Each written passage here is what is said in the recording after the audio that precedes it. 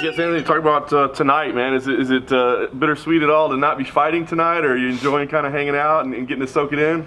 Oh man, I obviously would have wanted to fight. I wanted to fight on this card, but it is cool to kind of be able to enjoy the UFC being in Lincoln and just seeing the crowd and the atmosphere and just kind of taking it all in a little bit. So, you know, I think everything happens for a reason. I think that the Shogun fight was obviously a much better opportunity. And that's what it's all about to me. Of course, me fighting in Lincoln would have been strictly a personal thing. It wouldn't have got me anywhere because we wouldn't have been able to get anybody that really would have propelled my career. So, you know, I'm enjoying hanging out, you know, in the downtime. It's cool. Very nice. You mentioned the KO. I mean, back-to-back knockouts of former champs. I mean, incredible stuff. Give me an idea kind of how you're feeling right now after notching those 2 wins.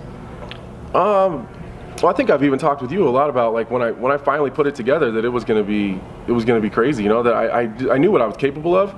Just wasn't sure what the missing piece was, and now I think a little bit of it's my, I don't want to necessarily say my maturity, but definitely my experience. You know, I think my physical capacity and my mental capacity finally matched up, and not cutting the weight makes a huge difference. You know, I can go in there with a clear mind and focused. I was gonna say, I mean, how much of it is attributed just to the weight change? I mean, do you feel like it's everything coming together, or do you think that was like the biggest final hurdle to you being able to perform at peak level? I think that was the missing piece. I think that everything was really, really close to coming together, but I think I was just wrecking myself. It just mentally, the stress and anxiety that I put on myself, and then when I was in the Shogun fight, I noticed that I was able to like really open up my vision a lot and like started to set traps for him and was able to see what he was doing and really start to, you know, read all the tells that he was given. I've never been able to do that before because, you know, I just wrecked myself the night before. I feel like dog shit. Half the time I was like, it kind of is what it is, you know, and I'm just hyper focused and I don't have to do all that weight cutting anymore, and my mindset's totally different. So I honestly think that that's probably just the missing piece. I don't think, you know, I think that's obviously the things that people are seeing right now, but I think that I was, you know, now the picture's clear.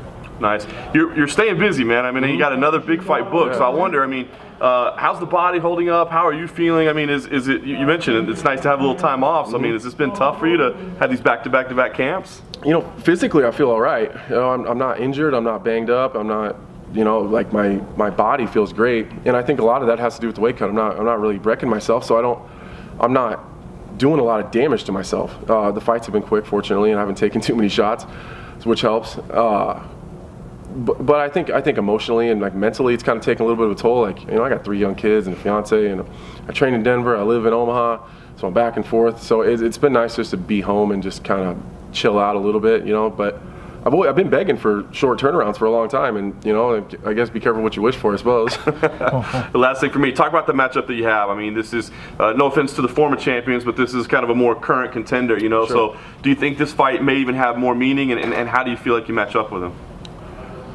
I think that stylistically, I don't think that Volkan's any tougher of a fight than Shogun is. I think that they're really, really similar in the way that they fight. They're both aggressive. They're both kind of counter guys. They're both obviously strikers. But I think for the fans, it's going to make a difference because, you know, as much as I think it's bullshit, you know, everyone pretends like I'm out here beating up children that can't defend themselves anymore, you know, and we know that's not the case, but, you know, it is what it is. So now it's someone who's younger, is closer to my age, and I think this will really kind of shut the people up and say, all right, you know, maybe he's for real.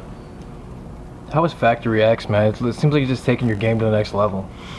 Factory X is, I'm telling you, it's a hidden gem. It's one of the best training facilities in the entire world. Mark Montoya is a unsung hero. Like I wish he would get a little bit more of the, you know, the push that some of these other, you know, big name coaches get.